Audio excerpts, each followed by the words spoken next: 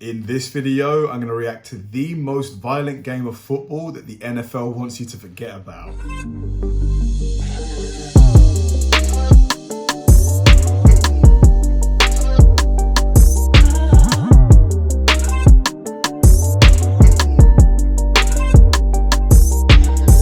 Hi guys, and welcome to another episode of Kabir Considers. This is the place where I react to music, media, sports, anime, anything related to popular culture. I'll watch it with an open mind and give you my 100% honest reaction to it. And if you could please hit that like button early, I'd really appreciate it. Now, this should genuinely be fascinating because, you know, football is just such a physical sport. I mean, it's got to be one of the most physical on the planet in terms of the collisions that the players, you know, have to sustain, the amount of physical punishment, you know. Like, I used to compare football and rugby together and try and decide which is the more demanding on the body. Very hard to separate them, but I would have to say in terms of the actual blunt force trauma, football probably edges it, just because, you know, you can get hit without the ball, you can get hit from all angles, at pretty much anywhere on the body, you know, whereas rugby, they try and keep tackles between the knees and that sort of range, the sort of midriff, the sternum, I guess you could call it. Yeah, football's a tough sport. So when I was recommending this video, I was like, okay, so if you are the most violent game within a sport like football, this has to be just something absolutely nuts. So let's do it. This is gonna be me reacting to the most violent game of football that the NFL wants you to forget about. Let's do it. All right. What's up, all you Quantumaniacs? You're wondering where I went? Well, we started a new channel. Show me some love. Let's get this video to 2,000 likes. Remembering the most violent NFL game ever played. Now, every football game that has ever been played has been violent, but some games are more violent than others. And today, given everything we know about concussions and CTE, the NFL is doing everything it can to make the game less violent. Every year, the league introduces new rules aimed at reducing the risk of serious injuries. But things were very different 30 years ago. They was out here dying. Wow. Back then, nobody cared about concussions, and teams actually hid injuries from players. Back then, guys told trainers to tape up broken legs and amputate mangled fingers. Gosh, look at his hand. What's going on, man? A poor guy. Looks like his hand's thrown up like gang signs or something. Like, oh man. So they could get back in the game. Oh. Back then, the more violence you had in a football game, the better it was. And no game in the history of the National Football League featured more bone-crushing, ligament-popping, brain-rattling violence than the epic showdown between the Los Angeles Raiders and the Chicago Bears on November 4th, 1984. By all accounts, that game, a heavyweight battle between two teams stacked with Pro Bowlers, All Pros, and future Hall of Famers, was the most vicious contest anybody had ever seen. It pitted the defending Super Bowl champions against a group of brash and up-and-comers, and it was filled with dirty hits, catastrophic injuries, and even death threats. Just halfway through the game, one career was destroyed and players were flat out refusing to go into the game. So today, we're gonna take a look at what it was like to play in that game. But to start things off, we've gotta provide you with a little bit of background. Let's start with the LA Raiders. They came to Chicago for their Week 10 game against the Bears with a record of 7-2. The previous season, they won a championship in historic fashion, outscoring their playoff opponents by a combined 106-33 margin and thrashed the Washington Redskins 38-9 in Super Bowl 18. The Raiders lost their number one quarterback, Jim Plunkett, to injury in Week 6. However, they were confident that Plunkett's heir, 27-year-old Mark Wilson, was ready to step in, and their roster was still stacked everywhere else. On offense, the Raiders still had Hall of Fame running back and Super Bowl 18 MVP Marcus Allen, not to mention 5-time Pro Bowl tight end. That's an epic mustache. You don't really see those anymore. Ty Christensen. On defense, they were even deeper. The star of the Raiders' defensive line was future Hall of Famer Howie Long, plus up-and-comers Greg Townsend and Sean Jones. At linebacker, the Raiders had All-Pro Rod Martin. At safety, they had Pro Bowler Van McElroy. And at cornerback, they had 5-time Pro Bowler Lester Hayes and Hall of Famer Mike Haynes. So both teams were absolutely stacked, just stacked with dominant athletes. Arguably the best backfield duo of all time. By the end of the 1984 season, the Raiders defense was 3rd in the NFL in yards allowed, 4th in points allowed, and 4th in sacks. Meanwhile, despite missing their top quarterback, the offense was a respectable 9th in points scored. In short, this was not a team to be trifled with. The Raiders had a reputation for attacking and pounding opponents into the ground, and they knew how to win. The Chicago Bears, on the other hand, had a reputation for mediocrity. Prior to the 1984 season, the Bears... I just noticed the...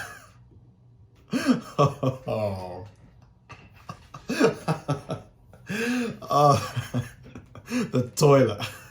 Mediocrity. Prior to the 1984 season, the Bears had gone 4 straight seasons without making the playoffs. However, the seed of their future success had already been planted in 1978 when owner George Halas hired Buddy Ryan to be the team's defensive coordinator. Yeah, Buddy Ryan, that's a name I've heard before. Legendary figure in football, I believe.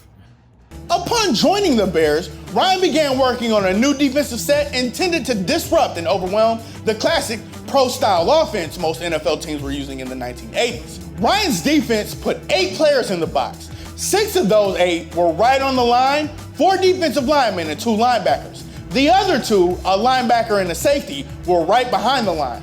The idea was to put as much pressure as possible on the opposing quarterback every single play. At first, the 46 defense wasn't all that effective.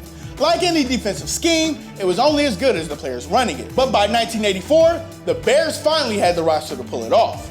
The centerpiece of the Bears defense that year was a trio of future Hall of Famers. Linebacker Mike Singletary, defensive tackle Dan Hampton, and defensive end Richard Dick. The man looks like he's literally flying to make this tackle. Look at this poor guy right here.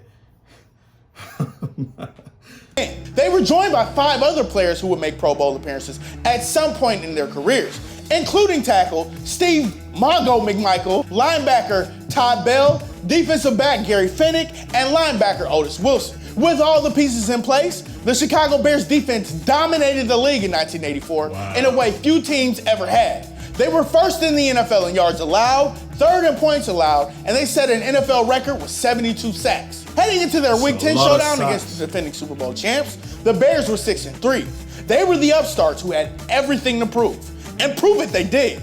On paper, the Chicago Bears' 17-6 victory over the Los Angeles Raiders on November 4th, 1984 may not seem that lopsided. 11 points is just a field goal and touchdown and a 2-point conversion. But the final score doesn't tell the story. This game was absolutely insane. The Bears recorded 9 sacks, forced 3 interceptions, and 2 fumbles.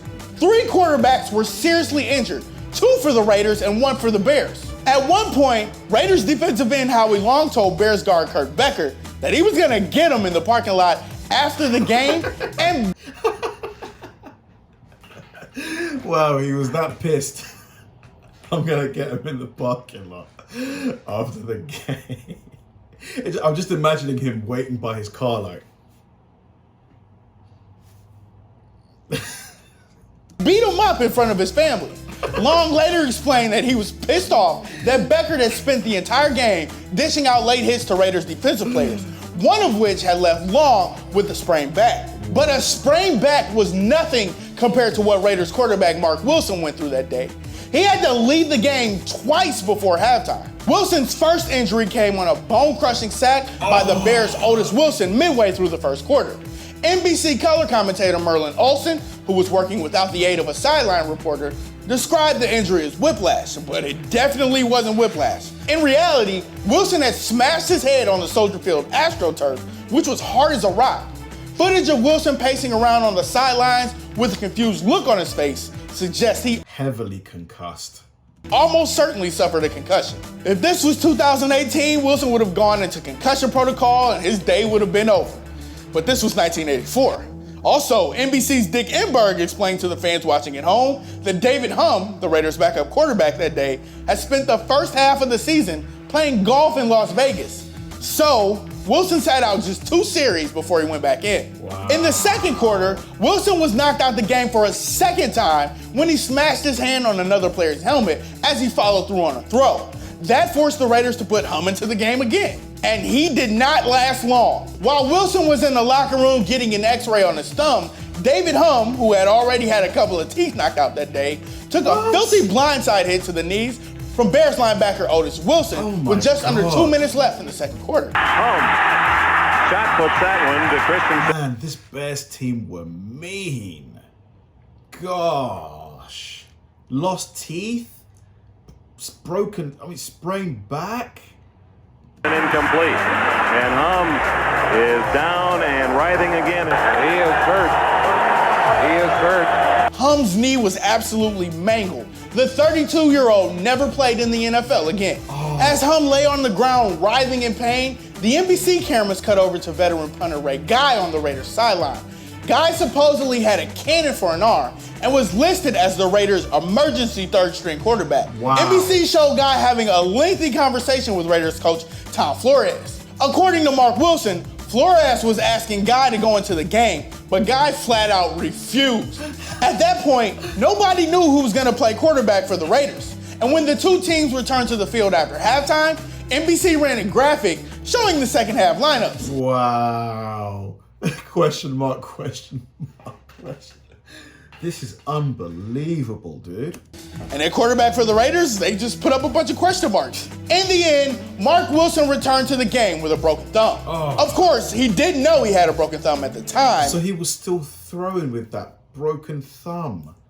How's he going to get any spin on the ball? Because I'm sure the thumb is pivotal in providing the rotation on the spin. Because the Raiders wouldn't tell him. Wilson only learned about the extent of his injury after the game on the flight back to LA.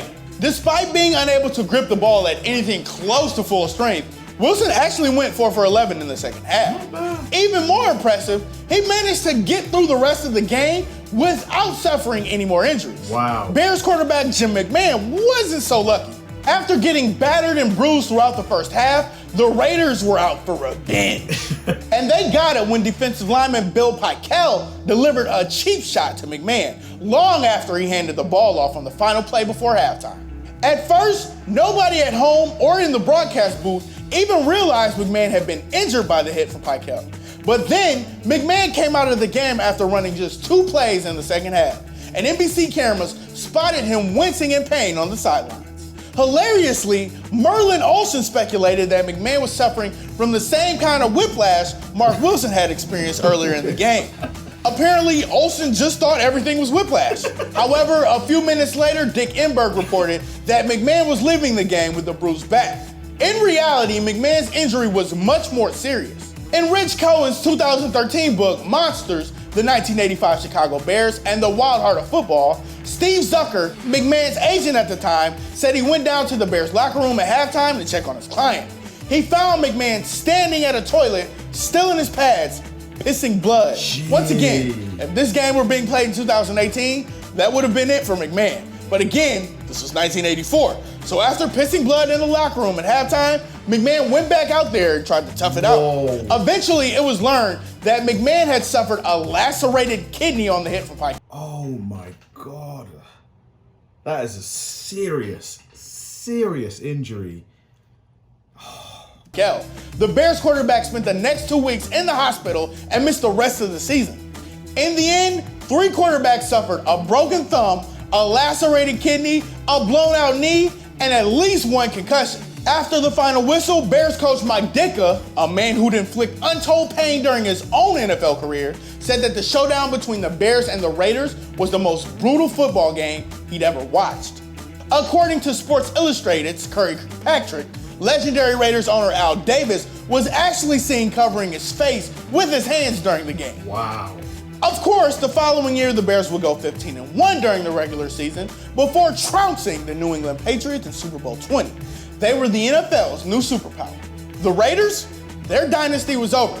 3 years later, they went 5-10, and Tom Flores got sacked. 5 years after that violent heavyweight clash between the Bears and Raiders at Soldier Field, Mark Heisler of the Los Angeles Times perfectly summed up the game's legacy. Quote, In a single afternoon, Heisler wrote, you can watch two franchises' destinies passing. It's unlikely we'll ever see another game like this ever again. Hopefully not. Oh my God. I mean, that was absolute carnage. I mean, the dude had a lacerated kidney. You know, he was finding blood in his urine. I mean, gosh. And he still went back out there. That man is a warrior. Warrior. I mean, dude, I'd be getting, God forbid, but if it were me, I'd be getting straight to the hospital. I mean, that's serious, very serious. You know, sprained back, concussions, you know. This, I'm lost for word. I'm actually in shock, man. Yeah, there's a lot of real warriors in the NFL, real gladiator mindset, you know. Guys with a lot of fight in them that never want to say, that never want to give up, you know. This was a fun watch. I need to watch more stuff like this. Thanks for watching, guys. If you enjoyed this video, please like, subscribe, turn on bell notifications, and keep throwing the recommendations my way. I know I say it all the time, but they genuinely help me out, because if I know you enjoyed watching something, I'll definitely enjoy reacting to it. So like, subscribe, turn on bell notifications, keep throwing the recommendations, and I'll catch you in the next one.